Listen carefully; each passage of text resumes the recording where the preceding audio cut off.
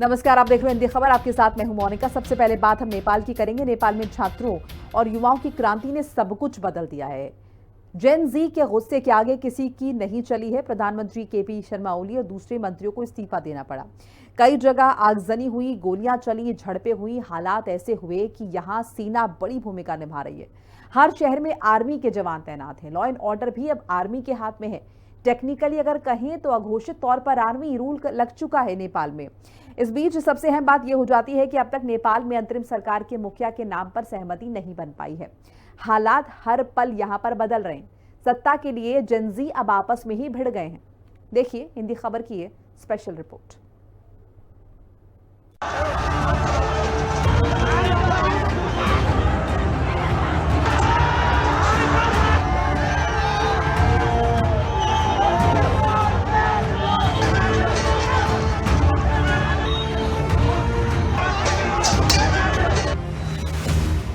क्रांति, तख्ता पलट, नेपाल में ढाका मॉडल। नेपाल में अब की बात जेन जी के पसंद की सरकार। पिछले कुछ दिनों से भारत का पड़ोसी देश नेपाल जल रहा है। नेपाल में हंगामा मचा हुआ है। नेपाल में जेन जी के प्रदर्शनकारी संसद भवन फूंक चुके हैं, राष्ट्रपति भवन स्वाहा कर चुके हैं, सुप्रीम कोर्ट की बिल्डिंग जला चुके हैं। नेपाल के भ्रष्ट अफसर हेलीकॉप्टर से लटक लटक कर कुछ इस तरह भाग चुके हैं कि अब भले ही नेपाल में हिंसा की आग थम गई हो, लेकिन वहां की सड़कों पर बर्बादी के निशान अब भी दिख रहे हैं। 3 दिनों की हिंसा के बाद आर्मी ने कमान संभाल ली है। चप्पे चप्पे पर आर्मी के जवान तैनात हैं। ऐसे में सवाल ये है कि क्या नेपाल में अब आर्मी रूल चलेगा? क्या नेपाल में फिर से राजशाही लौटने वाली है या फिर नेपाल में फिर से चुनाव होने वाला है? सार्वभौम सत्ता, भौगोलिक अखण्डता, स्वाधीनता, राष्ट्रिय एकता र नेपाली जनताको सुरक्षार्थ विषम परिस्थितिमा पनि नेपाली सेना प्रतिबद्ध रहँदै आएको तथ्य हामी सबैलाई सर्वविदितै छ। प्रधानमंत्री केपी शर्मा ओली के इस्तीफे के बाद नेपाल में अंतरिम सरकार बनाने की तैयारी में राष्ट्रपति रामचंद्रन पौडेल, सेना प्रमुख और जेन जी नेताओं के बीच बैठक हुई है। अंतरिम प्रधानमंत्री के लिए सुशीला कार्की, बालेन्द्र शाह, कुलमान घिसिंग और हरका सम्पांग के नाम आगे हैं। सेना ने कहा कि इस राजनीतिक संकट का समाधान और कानून व्यवस्था बनाए रखना उनकी प्राथमिकता है। जिस तरीके से उन पार्टीज के नेताओं को, उनके दफ्तरों को टारगेट किया गया, उससे तो ये पता लगता है कि उनके खिलाफ कितना रोष है जनता में। तो उनकी क्या अब स्टैंडिंग है कि वो कोई भी किरदार अदा कर सकें। लेकिन क्या जो दूसरे लोग हैं उनकी इतनी अपील है कि वो काठमांडू से या अपने अपने क्षेत्रों से बाहर निकल कर के एक ब्रॉडर पैन नेपाल अपील बना सकें?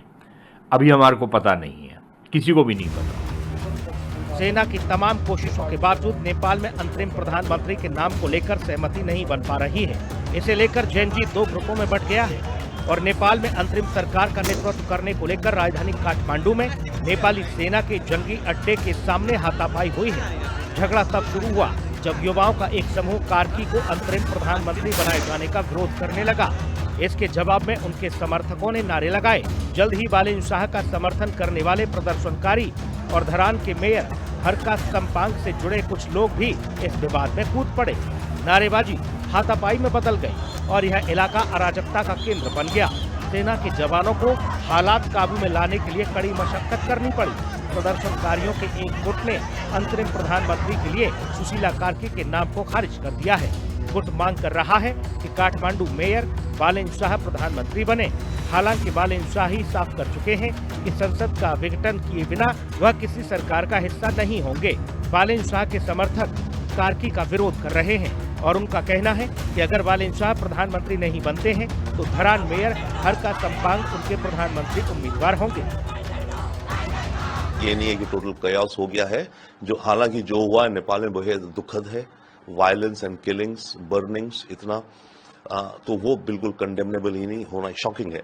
बट अभी जो हो रहा है, अभी देखना है आज के 1, 2, 3 दिन में कि कार्की को किस तरह से आर्मी का वर्किंग रिलेशनशिप होगा अगर उनको नॉमिनेट कुछ किया जाता है, कितने समय के लिए होगा अगर उसका कोई हिसाब दें, या ओपन एंडेड है कि इलेक्शन होंगी दोबारा, ये केयर टेकर होंगी, इस तरह के प्रश्नों का आई थिंक जवाब अगले 1-2 दिन में मिलेगा। बट उससे ज्यादा मेन इंपॉर्टेंट ये देखना कि ये जो जेन जी का जो आपके ये रेवोल्यूशन रेबेलियन जो भी है, उसमें से कौन कौन से नेता इनके साथ जुड़ते हैं और क्या नेपाल जो हुआ है अभी तख्ता पलटी कहेंगे, क्या पूरा का पूरा नेपाल मेजॉरिटी रूप से इससे एग्री करता है, वो आने वाले दिनों में पता चलेगा।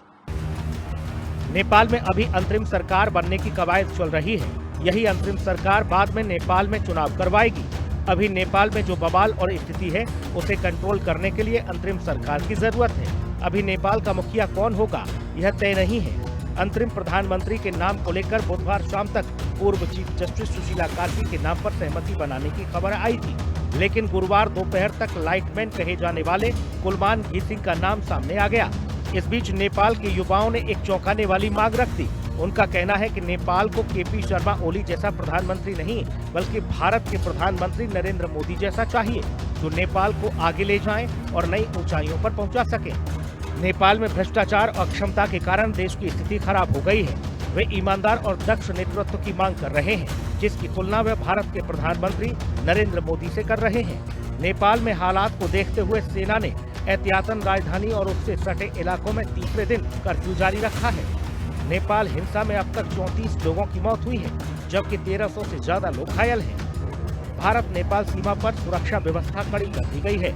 एसएसबी की 51वीं बटालियन के जवान दिन रात गश्त कर रहे हैं। नेपाल में फंसे भारतीय नागरिक अपने कागजात दिखाकर भारतीय सीमा में प्रवेश कर रहे हैं। वहीं नेपाली नागरिकों को स्वास्थ्य संबंधी जरूरी कामों के लिए प्रवेश किया जा रहा है, लेकिन दैनिक उपयोग के सामान की खरीदारी के लिए नेपाली नागरिकों को भारतीय सीमा में प्रवेश नहीं करने दिया जा रहा है। स्थानीय लोगों का मानना है कि अंतरिम सरकार बनने के बाद स्थिति सामान्य हो जाएगी। अभी तक हमने जो हमारे सामने प्रमाण आए हैं वो ये है, नेपाल की राजनीति जो है पिछले 1-2 दशक में काफ़ी खंडित हो गई है। जिस तरीके के वर्डिक्ट्स आते हैं वो प्रॉपर किसी एक पार्टी के पास बहुमत नहीं आता, तो काफ़ी डिवाइडेड वर्डिक्ट्स आ रहे हैं। तो अब देखना पड़ेगा कि क्या अब आप एक चुनाव की तरफ जाते हैं या कोई और ऑल्टरनेटिव अरेंजमेंट होता है, एक इंटरिम सरकार बनती है कुछ महीनों के लिए, कुछ वर्षों के लिए, उसके बाद वापस राजनीति पटरी पे आती है। तो अभी तो सारी की सारी असमंजस की स्थिति बनी हुई है। राजनीतिक उथल पुथल के बीच नेपाल ने अपनी इतिहास की सबसे बड़ी जेल ब्रेक घटनाओं में से एक देखी। मंगलवार और बुधवार को देश भर की 25 से ज्यादा जेलों से करीब 15,000 कैदी फरार हो गए। प्रदर्शनकारियों ने कई जेलों पर हमला कर प्रशासनिक भवनों में आग लगा दी और गेट तोड़कर कैदियों को छुड़ा दिया। अभी भी नेपाल के जेल से कैदी भागने की कोशिश कर रहे हैं। नेपाल के रामेछाप में कैदियों ने जेल से भागने की कोशिश की, जिसके बाद सेना ने गोली चला दी। सेना की गोली लगने से 2 कैदियों की मौत हो गई। सेना से झड़प के दौरान 10 और कैदियों को गोली लगी है। नेपाल में सेना का नियंत्रण होने के बाद गोलीबारी की ये पहली घटना है, लेकिन गोलीबारी के बाद भी नेपाल की जेल से कैदियों के भागने का सिलसिला थमने का नाम नहीं ले रहा है। नेपाल के भीमफैदी जेल से 441 कैदी फरार हो गए। जेल प्रशासन के मुताबिक ब्लॉक ए से 260 और ब्लॉक बी से 181 कैदी दीवार तोड़कर भाग निकले। नेपाल में बवाल सोशल मीडिया बैन की वजह से शुरू हुआ। हालांकि यह भ्रष्टाचार और बेरोजगारी को लेकर भी गुस्सा भड़का था। प्रदर्शन सितंबर की शुरुआत में सोशल मीडिया पर #नेपोकिड कैंपेन से शुरू हुए, जहां युवाओं ने नेताओं के बच्चों की लग्जरी लाइफस्टाइल और भ्रष्टाचार पर गुस्सा जताया।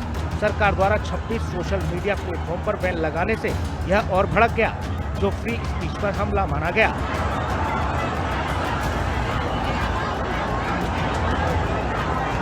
हालांकि बैन बाद में हटा लिया गया, लेकिन प्रदर्शन आर्थिक मुद्दों और बेरोजगारी पर केंद्रित हो गए और आखिरकार इसकी आग में नेपाल पूरी तरह से जल गया। और अब माना जा रहा है कि नेपाल में नई सरकार बनने के बाद ही शांति आ पाएगी। हिंदी खबर की स्पेशल रिपोर्ट।